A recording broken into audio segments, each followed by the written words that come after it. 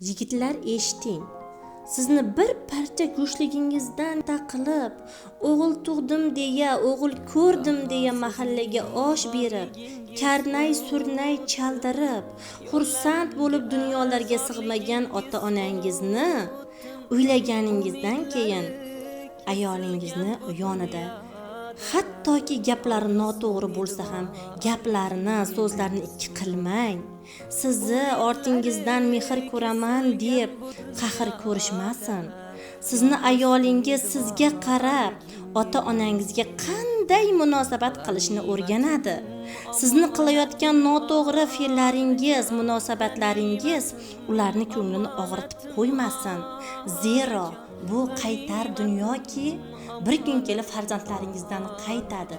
Ota-onangiz sizga muhtojlik paytida ularni qo'llab-quvvatlash uchun sizni dunyoga keltirib, sizni vaqt kelsa suyab, xatolaringizni kechirib, uylantirib, hattoki farzandlaringizga bobo va buvi bo'lish uchun ular qanchalik ter to'kkanini bilasizmi? Bir kun kelib afsus qilmaslik uchun buguningizdan boshlang. Bugun ularga ularning duosini olish uchun harakat qiling. Nima kamingiz bor?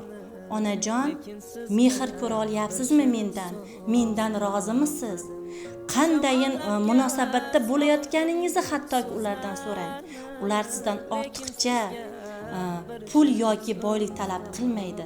Oddiy mehr, yaxshi so'z va yaxshi fikr ularni bag'ringizga bosishingizni xohlaydi.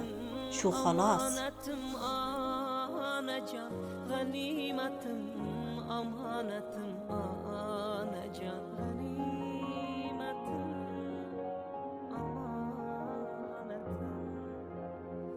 Goho falak menga bag'ri tosh keldi,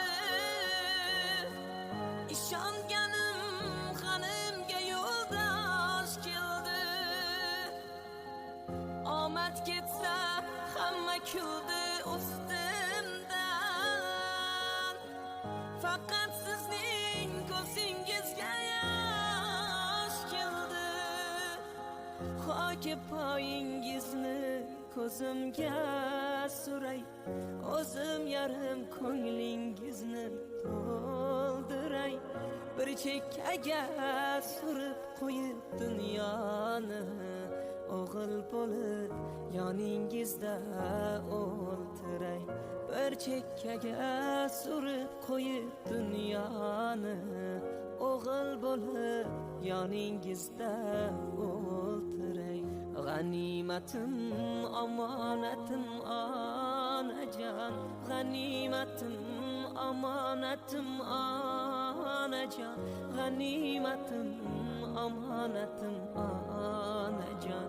G'animatim, omonatim, onajon.